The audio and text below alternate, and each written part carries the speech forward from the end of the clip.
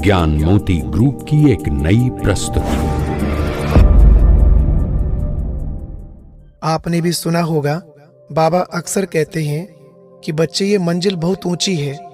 इस ऊंची चढ़ाई पर चढ़ने के लिए तुम्हें डबल इंजन की आवश्यकता है।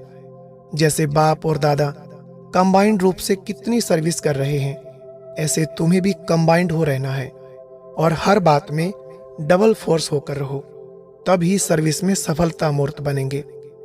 ऐसी दो दो बातों के अनेक उदाहरण देते हुए बाबा ने कहा, एक है डबल ताजधारी बनना।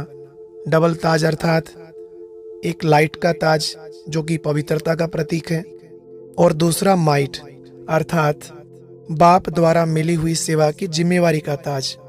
तो यह दोनों ताज सदा धारण किए रहना। फिर दूसरा डबल तख्त, उसमें भी सबसे श्रेष्ठ तख्त है बाप दादा के दिल तख्त नशीन बनना। लेकिन इस तख्त पर बैठने के लिए पहले तुम्हें अपने भ्रिकुटी तख्त पर अकाल मूर्तबंद स्थित होना है। तीसरा है अल्फ और बे अर्थात रचयिता और रचना।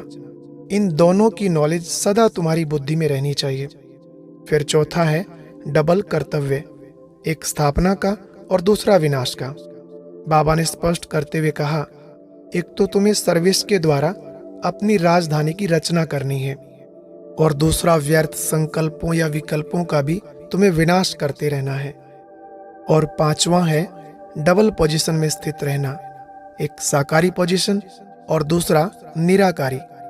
साकारी पोजीशन अर्थात मैं गॉडली चिल्ड्रन हूँ, ब्रह्मा कुमार कुमारी हूँ, ये स्मृति रहे।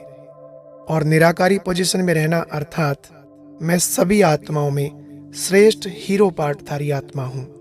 बाबा ने कहा, अगर यह दोनों पोजीशन स्मृति में रहें तो तुम्हारे कर्म और संकल्प दोनों श्रेष्ठ हो जाएंगे। और ऐसे लास्ट है डबल निशाना स्मृति में रखना, एक निर्विकारीपन का निशाना और दूसरा निराकारीपन का निशाना।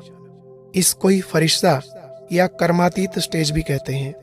बाबा ने कहा, मनसा में भी जरा सा इम्प्योर संकल्प ना हो, तभी फरिश्तेपन की स्थिति में टिक सकेंगे। और लास्ट में बाबा ने कहा, ये सभी दो दो बातें तुम तभी धारण कर सकेंगे जब अपने को कंबाइंड समझेंगे, एक बाप और दूसरा मैं, बस तीसरा कोई ना हो। और अब यह एक बहुत अच्छी वीडियो भी जरूर देखें।